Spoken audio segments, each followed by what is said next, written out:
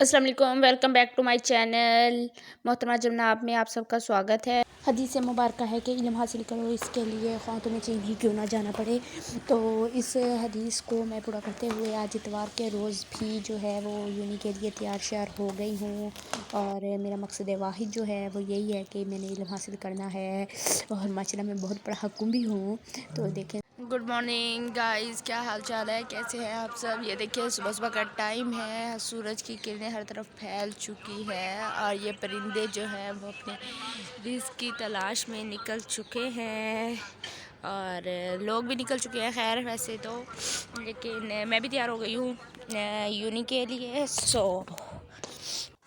घर मेरे सब रेस्ट कर रहे थे, लेकिन मैं फिर दिल बड़ा किया तो मैं सोचा कि चलो हमारा फ़रूक चलें अपने सफ़र पे, अपनी ज़िंदगी पे। शायद ही वैसे पाकिस्तान में पढ़ाई का कोई स्कोप तो है नहीं, बचा ही नहीं है कुछ भी। सिर्फ एक प्राइवेट स्कूल टीचर है और इतनी हम सेमेस्टर की फ़ीस दे देते हैं जितनी हमारे प्राइवेट की तनख्वाह होती है महीने की। और ये मैं अपने कॉलेज पहुंच गई हूँ। गेट पे उतरने के बाद यूनी पे यहाँ पे पता नहीं मेरे कैमरे को क्या हो गया था, शफल हो गया था शायद, तो बिल्कुल पाँव ही आ रहे हैं। चले खैर, ये मैं कॉलेज के अंदर इंटर होते हुए यूनी में तो एमफिल की क्लास ले रही हूँ। खैर दिल अड्डा करके लैनी पैंदी है, वीकेंड क्लासेस होती हैं। तो ये ऊपर के पोर्शन में यहाँ पर भी वही हाल है, चढ़ते जाओ सीढ़ियाँ, चढ़ते जाओ अल्लाह अकबर पढ़ते पढ़ते मैं तो सीढ़ियाँ चढ़ गई। लेकिन क्या है कि सारा दिन घर में भी सीढ़ियाँ चढ़ के, यहाँ भी सीढ़ियाँ चढ़ के मैंने तो लगता मेरे गोडियों का पानी जड़ा ना खुशक हो गया। खैर लेकिन चढ़ना तो था ही, क्योंकि ज़ाहिर बात है पैसों को हलाल करना जो इनको दिए हुए हैं एनसीए वालों को। तो ये सोच के मेरा कमरा नंबर 13 वहाँ मैं चली गई और वहाँ जाके बैठी तो मेरी दोस्त पहले बैठी हुई थी मेरे इंतज़ार में चाय लेके। तो बैठते ही जीएम साहब का लेक्चर स्टार्ट था, तो लेक्चर लिया। तो जब मेरी दोस्त मुझे मिलने आई, क्योंकि मैं पिछले वीक गई नहीं थी, तो कहते कि लगता है कि जब वाह बिछड़िया बंदा मिले है। और ये पढ़ने के बजाय मैं चौकी और अपने साइन कर करके देख रही थी कागज़ पे कि कैसे बनती है। और खैर इसके बाद हम नीचे कैंटीन पे चले गए। कैंटीन पे जाने के बाद मैंने ज़रा इर्द गिर्द की धूप की और सुनसान सन्नाटे की जो वीडियोज़ है ना वो कैप्चर की थी। और मेरी दोस्त बार बार बीच में आ रही थी, मैंने सोचा ज़रा पास से हो जा, मैंने वीडियो बना लेंगे। वो चाय देने चली गई मेरे लिए, क्योंकि आप लोग की बहन, आप लोग की डार्लिंग जो है ना वो चाय की बहुत ज़्यादा शौकीन है और चाय के बगैर ज़िंदगी अधूरी है। और यहाँ पर मेरे टीचर, अब हम सिंगिंग करने लगे हैं, ज़रा सिंगिंग सुनिएगा अच्छी अच्छी प्यारी प्यारी। था बना छोड़कर ए हसन कुज़गर, ए हसन कुज़गर, हम खड़े रह गए मिस्र दीवार दर। ए हसन कुज़गर, ए हसन कुज़गर, तेरी कोज़ागरी भी हुई जाए अब दिल की तरह खाक की खाक पर।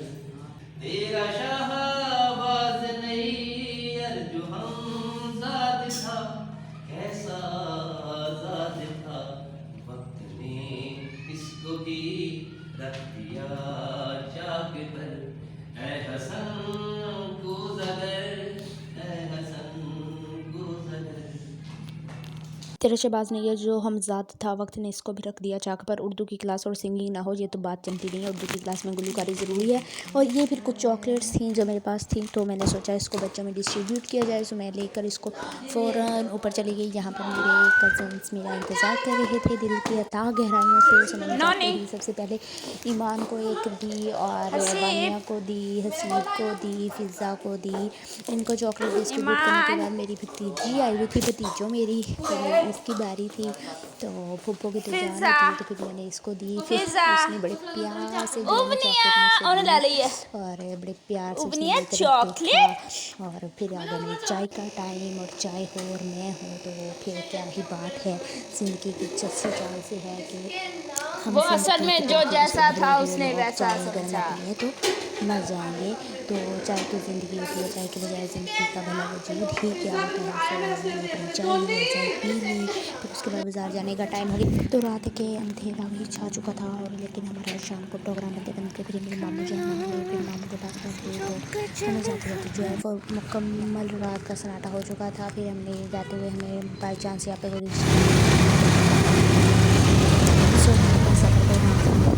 पायलट तक कर हमारा हम जा रहे थे बाजार, तो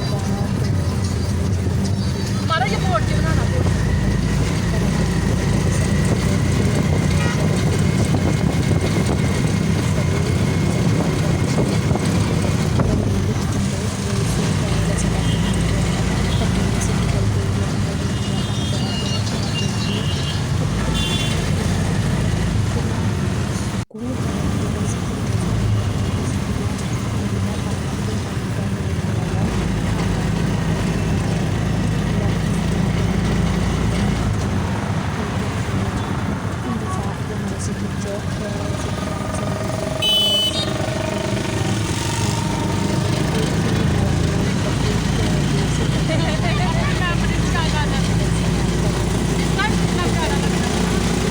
फिर उसके बाद हमें एक डिब्बा लेना था। हम क्राफ्ट की स्टोर पे चले गए, वहाँ से हमारा इधर विजिट करें।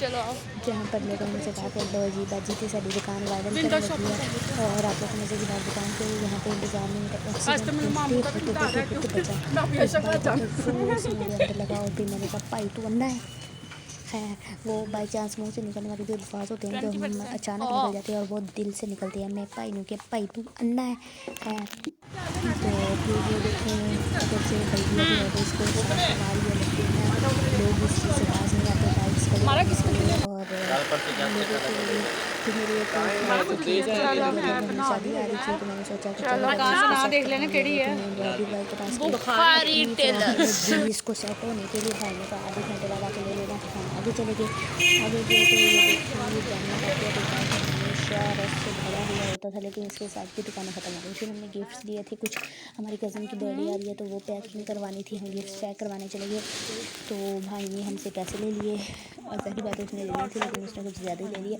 एक खिलौने की जो दुकान थी वहाँ पे उसने भाई ने गिफ्ट पैक कर दिया और मेरे गिफ्ट की उसने बहुत ही फजूल पैकिंग की थी। हालांकि मेरी भाभी के गिफ्ट्स जो है ना वो माशाल्लाह बहुत प्यारे गिफ्ट पैक किए थे लेकिन खैर चलो मेरी भाभी है उसको अलमिया वो वैसे ही बहुत प्यारी है तो उसके गिफ्ट्स भी प्यारे ही पैक होने थे।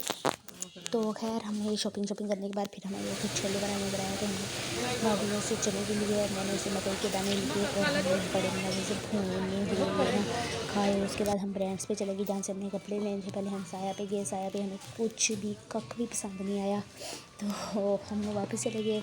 हालांकि हमने यहाँ पे एक सूट ड्रेस जो है ना वो पसंद कर लिया था। ड्रेस पसंद करने के बाद हम चले गए जो कि हमने पूरा बाज़ार घूमने के बाद पूरी मार्केट घूमने के बाद वापस आकर दोबारा इसी शॉप से ले लिया था।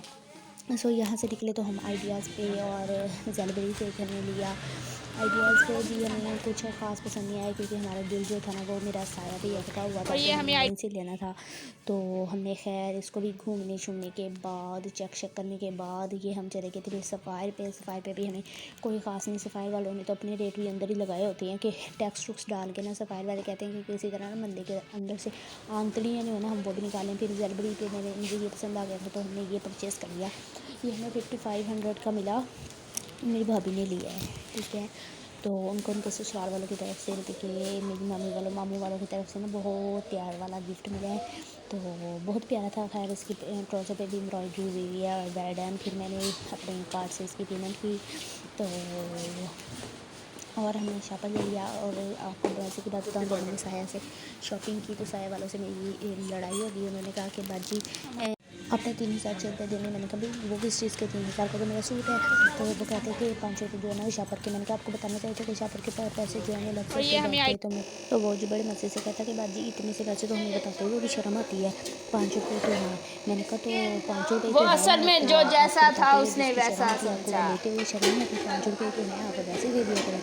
मैंने कहा नहीं खैर मैंने उससे 5 रुपये वापस ले लिया और मैंने उनको नहीं